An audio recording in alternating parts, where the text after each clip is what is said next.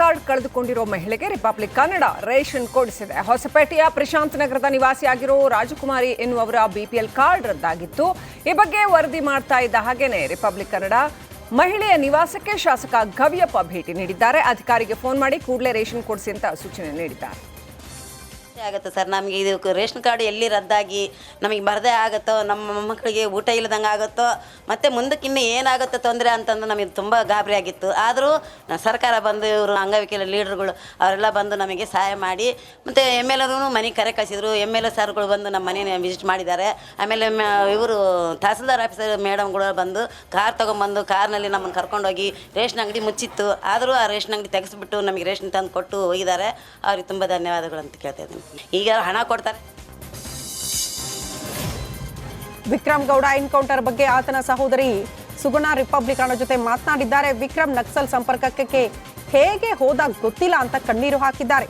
ಆತ 21 ವರ್ಷದ ಹಿಂದೆಯೇ ಮನೆ ಬಿಟ್ಟು ಹೋಗಿದ್ದ. ಬಳಿಕ ವಿಕ್ರಮ್ ನಮ್ಮ ಜೊತೆ ಸಂಪರ್ಕದಲ್ಲೇ ಇರಲಿಲ್ಲ, ನಮಗೆ ನಕ್ಸಲ್ ಹೋರಾಟದ ಬಗ್ಗೆ ಏನೂ ಗೊತ್ತಿಲ್ಲ ಅಂತ ಹೇಳಿದ್ದಾರೆ. ಸಂಪರ್ಕ ಇಲ್ಲ, ಏನಿಲ್ಲ. ಇಲ್ಲ, ನಾನು ಊರಲ್ಲಿ ಇರಲಿಲ್ಲ ಮದುವೆಗೆ.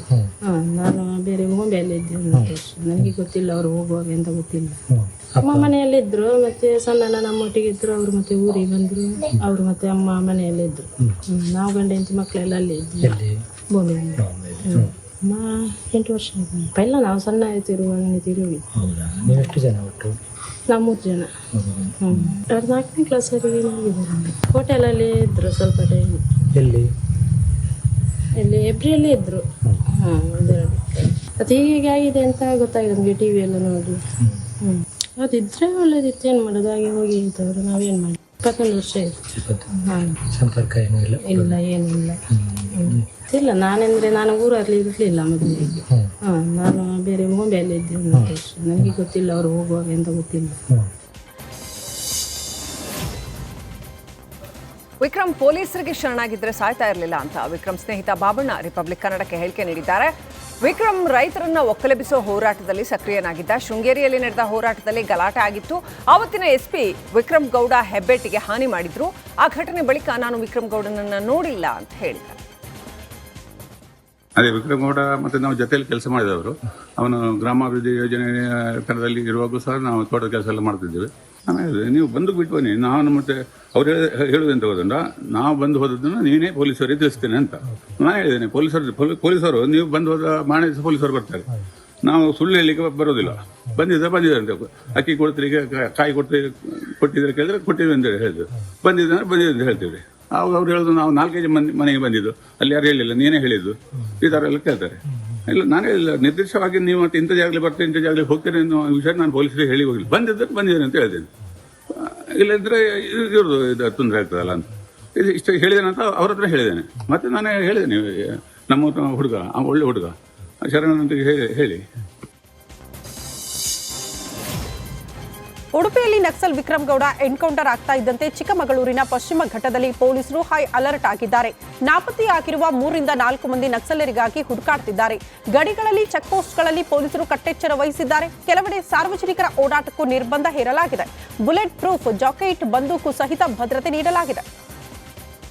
ಜೈಪುರ ಭಾಗದಿಂದ ಬರುವಂಥ ಪ್ರತಿ ವಾಹನಗಳ ಮೇಲೂ ಕೂಡ ಈ ಪೊಲೀಸರು ನಿಗಾವನ್ನು ವಹಿಸ್ತಾರೆ. ಇವರಿಗೆ ಈಗಾಗಲೇ ANF ಸಿಬ್ಬಂದಿಗಳಿಗೆ ಯಾವ ರೀತಿ ಒಂದು ಸಮವಸ್ತ್ರ ಕೊಟ್ಟಿದ್ದಾರೆ ಅಂದರೆ ಬುಲೆಟ್ ಪ್ರೂಫ್ ಜಾಕೆಟ್ ಇರ್ಬೋದು, ಹೆಲ್ಮೆಟ್ ಇರ್ಬೋದು, ಗನ್ಗಳನ್ನು ಕೂಡ ನೀಡಲಾಗಿದೆ. ಒಂದು ಇಲ್ಲಿ ಏನಾದರೂ ನಕ್ಸಲರ ಓಡಾಟ ಅಥವಾ ನಕ್ಸಲರೇನು ಬಂದಾಗ ತಕ್ಷಣವೇ ಅದಕ್ಕೆ ಪ್ರತಿರೋಧ ವ್ಯಕ್ತಪಡಿಸಲಿಕ್ಕೆ ಪೊಲೀಸರು ಸನ್ನದ್ಧರಾಗಿ ನಿಂತಿದ್ದಾರೆ. ಮತ್ತೊಂದು ಎಲ್ಲಾದರೂ ಒಂದು ಕಡೆ ಅರಣ್ಯ ಪ್ರದೇಶದಲ್ಲಿ ANF ತಂಡ ಮತ್ತು ನಕ್ಸಲರ ನಡುವೆ ಏನಾದ್ರು ಮುಖಾಮುಖಿ ಆಗುವಂಥದ್ದು ಅಥವಾ ಗುಂಡಿನ ಚಕಮಕಿ ಆದ ಸಂದರ್ಭದಲ್ಲಿ ಏಕಾಕಿ ಸಾರ್ವಜನಿಕರ ಹಿತದೃಷ್ಟಿಯನ್ನು ನೋಡೋದು ಕೂಡ ಅವಶ್ಯಕ ಆಗುತ್ತೆ. ಆ ಸಂದರ್ಭದಲ್ಲಿ ಈ ರಸ್ತೆಯಲ್ಲಿ ಸಾಕಷ್ಟು ಪ್ರವಾಸಿಗರು ಇರ್ತಾರೆ ಮತ್ತು ಸಾಕಷ್ಟು ವಾಹನಗಳು ಕೂಡ ಓಡಾಡುತ್ತೆ. ಹಾಗಾಗಿ ತಕ್ಷಣವೇ ಅವರನ್ನು ಚೆಕ್ ಪೋಸ್ಟ್ನಲ್ಲಿ ನಿಲ್ಲಿಸುವಂಥ ಕೆಲಸಕ್ಕೆ ಕೂಡ ಈಗ ಪೊಲೀಸರು ಮುಂದಾಗ್ತಿರುವಂಥದ್ದು. ಒಟ್ಟಾರೆ ಕಳೆದ 17 ದಿನಗಳಲ್ಲಿ ಏನು ಮುಂಡುಗಾರ ಲತಾ ಹಾಗೂ ಜಯಣ್ಣ ಟೀಮ್ ಇಲ್ಲಿ ಓಡಾಡ್ತಿದೆ ಅನ್ನುವಂಥ ಮಾಹಿತಿ. ಕಾಂಗ್ರೆಸ್ ಸರ್ಕಾರಕ್ಕೆ ಸಾಲು ಸಾಲು ವಿವಾದದ ಸುಳಿಯಲ್ಲಿ ಸಿಲುಕುವಂತಾಗಿದೆ. ಸಿದ್ದರಾಮಯ್ಯಗೆ ಮೇಲಿಂದ ಮೇಲೆ ಮೂಡ ಟೆನ್ಷನ್ ಹೆಚ್ಚಾಗಿದೆ. ವಕ್ಫ್ ಬೆಂಕಿಯ ಜೊತೆಗೆ ಆಪರೇಷನ್ ಬಿರುಗಾಳಿ ಬೀಸಿದೆ. ಇದರ ಮಧ್ಯೆ ಸಿಎಂ ದೆಹಲಿ ಟೂರ್ ಹೋಗಲಿದ್ದಾರೆ. ಸಿಎಂ ದೆಹಲಿ ದಂಡಯಾತ್ರೆ ಈಗ ತೀವ್ರ ಕುತೂಹಲ ಮೂಡಿಸಿದೆ. ಇನ್ನು ದೆಹಲಿಯಲ್ಲಿ ಮೂಡಾ ಕೇಸ್ನಲ್ಲಿ ಇಡಿ ತನಿಖೆಯ ಬಗ್ಗೆ ಕೂಡ ಚರ್ಚೆ ನಡೆಸುವ ಸಾಧ್ಯತೆ ಇದೆ. ಮುಂದಿನ ಕಾನೂನು ಹೋರಾಟದ ಬಗ್ಗೆಯೂ ಹೈಕಮಾಂಡ್ ನಾಯಕರ ಅಭಿಪ್ರಾಯ ಪಡೆದು ಚಿಂತನೆ ನಡೆಸುವ ಸಾಧ್ಯತೆ ಇದೆ. ಸಂಪುಟ ಪುನರ್ರಚನೆ ಕುರಿತು ಚರ್ಚೆ ಮಾಡುವ ಸಾಧ್ಯತೆ ಕೂಡ ಇದೆ. ಸಿದ್ದರಾಮಯ್ಯ ಆಪ್ತ ಶಾಸಕ ಸ್ಫೋಟಕ ಹೇಳಿಕೆ ನೀಡಿದ್ದಾರೆ. ಸಿದ್ದರಾಮಯ್ಯ 5 ವರ್ಷ ಮುಖ್ಯಮಂತ್ರಿ ಆಗಿರ್ತಾರೆ, 6 ರಿಂದ 7 ಸಚಿವರ ಬದಲಾವಣೆ ಮಾಡಲಿದ್ದಾರೆ ಅಂತ ಶಾಸಕ ನಾರಾಯಣಸ್ವಾಮಿ ಹೇಳಿಕೆ ನೀಡಿದ್ದಾರೆ. ಕೆಲ ಸಚಿವರಿಗೆ ನಾನೇ ನನ್ನಿಂದಲೇ ಅನ್ನೋ ಭಾವನೆ ಇದೆ. ಹಿರಿಯ ಶಾಸಕರು ಹೋದ್ರೆ ಸಚಿವರು ಮಾತನಾಡ್ತಾ ಇಲ್ಲ. ಇಂತಹ ಸಚಿವರ ಬಗ್ಗೆ ಸಿಎಂಗೆ ಅಸಮಾಧಾನ ಇದೆ ಅಂತ ಹೇಳಿದ್ದಾರೆ. ಒಂದಷ್ಟು ಸಚಿವ ಸಂಪುಟದಲ್ಲಿ ಮಾರ್ಪಾಡುಗಳನ್ನು ಮಾಡ್ಬೋದು. ಸೊ ಮುಖ್ಯಮಂತ್ರಿ ಅವರೇ ಮುಂದುವರಿತಾರೆ, ಎರಡು ಮಾತಿಲ್ಲ. ಬಟ್ ಸಚಿವರನ್ನು ಅದಲು ಬದಲು ಮಾಡ್ತಕ್ಕಂಥದ್ದು ಇದೇ ಬಹುಶಃ ಮಾಡ್ತಾರೆ ಅಂತ ನನಗನ್ಸುತ್ತೆ. ಸೊ ನನ್ನ ಪ್ರಕಾರ ಒಂದು 6-7 ಜನನ ಕೈ ಬಿಡ್ಬೋದು ಅಂತ ಮಾಹಿತಿ ಇದೆ. ಇನ್ನು ಹೈಕಮಾಂಡ್ ಮಟ್ಟದಲ್ಲಿ ಏನು ತೀರ್ಮಾನ ತಗೊಳ್ತಾರೆ ಅಂತ ಕಾದು ನೋಡಬೇಕಾಗಿದೆ. ಖಂಡಿತ ಕೂಡ ನಾನು ನಮ್ಮ ಕೋಲಾರ ಜಿಲ್ಲೆಯಲ್ಲಿ ಸೀನಿಯರ್ ಇದ್ದೀನಿ. ಕೋಲಾರ ಜಿಲ್ಲೆಯಲ್ಲಿ ಕಂಟಿನ್ಯೂಸ್ ಆಗಿರ್ತಕ್ಕಂಥ ಸೀನಿಯರ್ MLA ಇದ್ದೀನಿ. ನನಗೆ ಕೂಡ ಹಿಂದೆ ಖರ್ಗೆ ಸಾಹೇಬರು ಅವಕಾಶ ಮಾಡಿಕೊಡ್ತೀನಿ 2 ವರ್ಷ ಆದ ನಂತರ ಅಂತ ಹೇಳಿದ್ದಾರೆ. ಬಹುಶಃ ನನಗೆ ಅವ್ರ ಮಾತಿನಲ್ಲಿ ನಂಬಿಕೆ ಇದೆ, ಅವಕಾಶ ಕೊಡ್ತಾ ಅನ್ನೋ ವಿಶ್ವಾಸದಲ್ಲಿದ್ದೇನೆ. ಖಂಡಿತವಾಗ್ಲೂ ಕೂಡ 6-7 ಜನನ ಬಿಡಬೇಕು. ಕೆಲವು ಸಚಿವರಿಂದ ಸರ್ಕಾರಕ್ಕೆ ಮುಜುಗರ ಆಗ್ತಾಯಿದೆ. ಅನಗತ್ಯ ಹೇಳಿಕೆಗಳು ಖಂಡಿತ ಕೂಡ ಅಗತ್ಯ ಇಲ್ಲ. ಯಾಕಂದರೆ ನಾವು ಯಾವುದೇ ವ್ಯಕ್ತಿಯನ್ನಾಗಲಿ ಅವರ ಪರ್ಸನಲ್ನಾಗಲಿ ನಾವು ಮಾತಾಡ್ತಕ್ಕಂಥದ್ದು ನಮ್ಗೆ ಯಾವುದೇ ಅಧಿಕಾರ. ರೇಷನ್ ಕಾರ್ಡ್ ರದ್ದು ನಡುವೆ ಮತ್ತೊಂದು ರಾದ್ಧಾಂತ ಉಂಟಾಗಿದೆ. ರೇಷನ್ ಕಾರ್ಡ್ ಫಲಾನುಭವಿಗಳಿಗೆ ಜಾತಿ ಆದಾಯ ಪ್ರಮಾಣ ಪತ್ರ ಕಡ್ಡಾಯಗೊಳಿಸಿದ್ದಾರೆ. ಗದಗ ಬೆಟಗೇರಿ ಅವಳಿ ನಗರದಲ್ಲಿ ಜಾತಿ ಆದಾಯ ಪತ್ರ ಕಡ್ಡಾಯಗೊಳಿಸಲಾಗಿದೆ. ಪಡಿತರ ಚೀಟಿದಾರರು ಜಾತಿ ಪ್ರಮಾಣ ಪತ್ರ ನೀಡುವಂತೆ ನ್ಯಾಯಬೆಲೆ ಅಂಗಡಿದಾರರು ಸೂಚನೆ ನೀಡಿದ್ದಾರೆ. ಜಾತಿ ಪ್ರಮಾಣ ಪತ್ರ ನೀಡದೇ ಇದ್ರೆ ರೇಷನ್ ಬಂದ್ ಮಾಡ್ತೀವಿ ಅಂತ ಹೆದರಿಸಿದ್ದಾರಂತೆ. ಇದಕ್ಕೆ ಗಂಗಿಮಡಿ ಪ್ರದೇಶದ ಮಹಿಳೆಯರು ಆಕ್ರೋಶ ವ್ಯಕ್ತಪಡಿಸಿದ್ದಾರೆ. ಅರ್ಜಿ ಹಾಕಕ್ಕೆ ಹೋಗ್ಬೇಕ್ರಿ ಸರ್. ಅಲ್ಲಿ ಹೋದ್ರೂ ಅವ್ರು ಏನಂತಾರೆ ರೀ, ಸರ್ವರ್ ಇಲ್ಲ ಅದು ಇಲ್ಲಮ್ಮ ನೀವು ಹೊಳ್ಳಿ ಬರ್ರಿ ಅಂತಾರೆ ರೀ. ನಾವು ಮತ್ತೆ ಇವತ್ತು ಹೋಗ್ಬೇಕು ಮತ್ತು ನಾಳೆನೂ ಹೋಗ್ಬೇಕ್ರಿ ಸರ್. ದುಡಿಬೇಕು, ದುಡ್ದಿದ್ದೆಲ್ಲ ಬರಿಗೆ ಇವ್ರಿಗೆ ಹಾಕೊಂಡು ಹೋದ್ರೆ ನಮ್ಮ ಸಣ್ಣ ಸಣ್ಣ ಮಕ್ಳು ಅದಾವ್ರಿ ಸರ್. ನಾವು ಹೆಂಗೆ ಮುಂದೆ ಬದುಕು ಸಾಗಿಸ್ಬೇಕ್ರಿ? 2 ಮಕ್ಳು ತೊಗೊಂಡು ನಾವು ಅಡ್ಡಾಡ್ಬೇಕ್ರಿ. ಅದು ಇನ್ನೊಬ್ರು ಅದಾರ ತಗೋರಿ ಮನ್ಯಾಗ ಅಂದ್ರೆ ತೊಗೊಳಕಂದ್ರೆ ನಾವು ಹೆಂಗಾರ ಅಡ್ಡಾಡ್ಬೋದು ರೀ ಸರ್. ಸಣ್ಣ ಸಣ್ಣ ಮಕ್ಳು ಅದಾವ್ರಿ, ಹೆಂಗೆ ತೊಗೊಂಡು ಅಡ್ಡಾಡ್ಬೇಕ್ರಿ? ಹೋದ್ರೂ ನಮ್ಗೆ ಒಂದು ಸ್ವಲ್ಪ ಇದನ್ನು ಮಾಡಲ್ರಿ ಸರ್ ಅವರು. ಅಲ್ಲಿ ಮಂಡ್ಯದಲ್ಲಿ ನಡೆಯಲಿರುವ 87ನೇ ನುಡಿ ಜಾತ್ರೆಗೆ 108 ವಿಘ್ನ ಎದುರಾಗ್ಬಿಟ್ಟಿದೆ. ಅಖಿಲ ಭಾರತ ಕನ್ನಡ ಸಾಹಿತ್ಯ ಸಮ್ಮೇಳನಕ್ಕೆ ಭಿನ್ನರಾಗ ಉಂಟಾಗಿದೆ. ಸಮ್ಮೇಳನಕ್ಕೂ ಮುನ್ನವೇ ಗದ್ದಲ, ಮುನಿಸು, ವಿರೋಧ, ಆಕ್ಷೇಪಗಳಿಗೆ ಸಾಕ್ಷಿಯಾಗ್ತಾ ಇದೆ. ಡಿಸೆಂಬರ್ 20, 21 ಹಾಗೂ 22ರಂದು ಸಾಹಿತ್ಯ ಸಮ್ಮೇಳನ ನಡೆಯಲಿದೆ. ಆದರೆ ಕಸಾಪ ಕೇಂದ್ರ ಅಧ್ಯಕ್ಷ ಡಾಕ್ಟರ್ ಮಹೇಶ್ ಜೋಶಿ ನಡೆಗೆ ಸಾಹಿತಿಗಳು ವಿರೋಧ ವ್ಯಕ್ತಪಡಿಸುತ್ತಿದ್ದಾರೆ. ಮತ್ತೊಂದು ಕಡೆ ಸುದ್ದಿಗೋಷ್ಠಿಯಲ್ಲೂ ಸಾಹಿತಿಗಳ ನಡೆಗೆ ಹೈಡ್ರಾಮಾ ನಡೆದುಬಿಟ್ಟಿತ್ತು. ಸುದ್ದಿಗೋಷ್ಠಿಯಲ್ಲಿ ಮೊದಲು ಮಾತನಾಡೋದಕ್ಕೆ ಇಬ್ಬರ ನಡುವೆ ಜಟಾಪಟಿ ನಡೆಯಿತು. ಈ ನಡುವೆ ಗ್ರಾಮ ಪಂಚಾಯಿತಿ ಸದಸ್ಯರಿಂದಲೂ ಅಸಮಾಧಾನ ವ್ಯಕ್ತವಾಗಿದೆ. ನಮ್ಮನ್ನ ವಿಶ್ವಾಸಕ್ಕೆ ತೆಗೆದುಕೊಳ್ಳದಿದ್ರೆ ಘೇರಾವ್ ಹಾಕ್ತೀವಿ ಅಂತ ಎಚ್ಚರಿಕೆ ನೀಡಿದ್ದಾರೆ.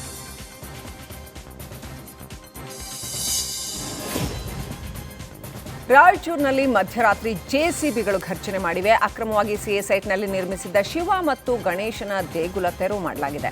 ರಾಯಚೂರಿನ ಸಂತೋಷ್ ನಗರದಲ್ಲಿ ಈ ಘಟನೆ ನಡೆದಿದೆ. ಮನೆ ಕಟ್ಟುವ ವೇಳೆ ಸಿಮೆಂಟ್ ಹಾಗೂ ಇತರೆ ಸಾಮಗ್ರಿಗಳನ್ನು ಇಡೋದಕ್ಕೆ ಕಟ್ಟಿರುವಂತಹ ಶೆಡ್ ಅನ್ನೇ ದೇವಸ್ಥಾನ ಮಾಡಿಕೊಂಡಿದ್ರು.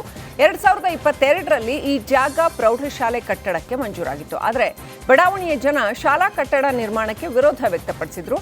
ಆದರೆ ಇದೀಗ ಸ್ಥಳೀಯರ ವಿರೋಧದ ನಡುವೆಯೂ ಪೊಲೀಸ್ ಭದ್ರತೆಯಲ್ಲಿ ದೇಗುಲ ತೆರವು ಕಾರ್ಯ ಮಾಡಲಾಗಿದೆ.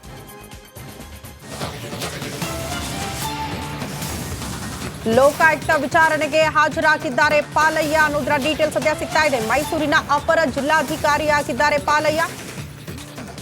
ಪಾಲಯ್ಯ ಅವಧಿಯಲ್ಲೇ ದೇವರಾಜ್ ಭೂಮಿ ಮಾರಾಟ ಆಗಿರುವ ವಿಚಾರಕ್ಕೆ ಸಂಬಂಧಪಟ್ಟಂತೆ ಅವರ ವಿಚಾರಣೆ.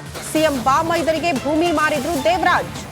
ಹೀಗಾಗಿ 2ನೇ ಬಾರಿ ಪಾಲಯ್ಯ ಅವರಿಗೆ ನೋಟಿಸ್ ನೀಡಲಾಗಿತ್ತು ವಿಚಾರಣೆಗೆ ಬರಬೇಕು ಅಂತ. ಅದರಂತೆ ಈಗ ವಿಚಾರಣೆಗೆ ಹಾಜರಾಗಿದ್ದಾರೆ ಪಾಲಯ್ಯ. ನಿನ್ನೆ ಇಡೀ ದಿನ ಮೂಡಾ ಮಾಜಿ ಆಯುಕ್ತ ನಟೇಶ್ ಅವರ ವಿಚಾರಣೆ ಇದೇ ಲೋಕಾಯುಕ್ತ ಕಚೇರಿಯಲ್ಲಿ SP ಉದೇಶ್ ಅವರು ಮಾಡಿದ್ರು. ಈಗ ಪಾಲಯ್ಯ ಅವರ ಸರದಿ. ಪಾಲಯ್ಯ ಲೋಕಾಯುಕ್ತ ಕಚೇರಿಗೆ ಆಗಮಿಸಿರುವ ದೃಶ್ಯ ನೋಡ್ತಾ ಇದ್ದೀರಿ. 2ನೇ ಬಾರಿ ಲೋಕಾಯುಕ್ತ ಕಚೇರಿಗೆ ಆಗಮಿಸ್ತಾ ಇದ್ದಾರೆ. 2ನೇ ಬಾರಿ ವಿಚಾರಣೆಯನ್ನ ಫೇಸ್ ಮಾಡ್ತಿದ್ದಾರೆ. ದೇವರಾಜು ಅವರಿಂದ ಭೂಮಿ ಪಡೆದುಕೊಂಡಿದ್ದು ಮಲ್ಲಿಕಾರ್ಜುನ ಸ್ವಾಮಿ. ಈ ವಿಚಾರಕ್ಕೆ ಸಂಬಂಧಪಟ್ಟಂತೆ ಅವರ ವಿಚಾರಣೆ ಆಗುತ್ತಂತೆ. ಈ ಬಗ್ಗೆ ಮತ್ತಷ್ಟು ಡೀಟೇಲ್ಸ್ ಅನ್ನ ಪಡ್ಕೊಳ್ಳೋಣ. ನಮ್ಮ ಪ್ರತಿನಿಧಿ ವಿನೋದ್ ದೂರವಾಣಿ ಸಂಪರ್ಕದಲ್ಲಿದ್ದಾರೆ. ವಿನೋದ್, ಪಾಲಯ್ಯ ಅವರು 2ನೇ ಬಾರಿ ವಿಚಾರಣೆ ಫೇಸ್ ಮಾಡ್ತಿದ್ದಾರೆ. ಏನ್ ಬೆಳವಣಿಗೆ ಆಗ್ತಾ ಇದೆ ಮೈಸೂರಲ್ಲಿ, ಡೀಟೇಲ್ಸ್ ಅನ್ನ ಕೊಡ್ತಾ ಹೋಗೋದಾದ್ರೆ. ಶ್ರುತಿ, ಮೈಸೂರು ನಗರಾಭಿವೃದ್ಧಿ ಪ್ರಾಧಿಕಾರದಲ್ಲಿ ಸಿಎಂ ಪತ್ನಿ 14 ನಿವೇಶನ ಪಡೆದ ವಿಚಾರವಾಗಿ ಲೋಕಾಯುಕ್ತ ತನಿಖೆ ನಡೀತಾ ಇದೆ. ಈಗಾಗಲೇ A1, A2, A3, A4 ಆರೋಪಿಗಳ ವಿಚಾರಣೆ ಸಹ ಮುಕ್ತಾಯ ಆಗಿದೆ. ನಿನ್ನೆ ಏನು ಈ ಹಿಂದಿನ ಕೂಡ ಆಯುಕ್ತರಾಗಿದ್ದಂತಹ ನಟೇಶ್ ಅವರ ವಿಚಾರಣೆ ಬೆಳಿಗ್ಗೆಯಿಂದ ರಾತ್ರಿಗೂ ಕೂಡ ನಡೆದಿತ್ತು. ಇವತ್ತು ಪಾಲಯ್ಯ ಅವರನ್ನ ವಿಚಾರಣೆಗೆ ಕರೆಸಿದ್ದಾರೆ. ಇದು 2ನೇ ಬಾರಿಗೆ ಬರ್ತಾ ಇರುವಂತಹ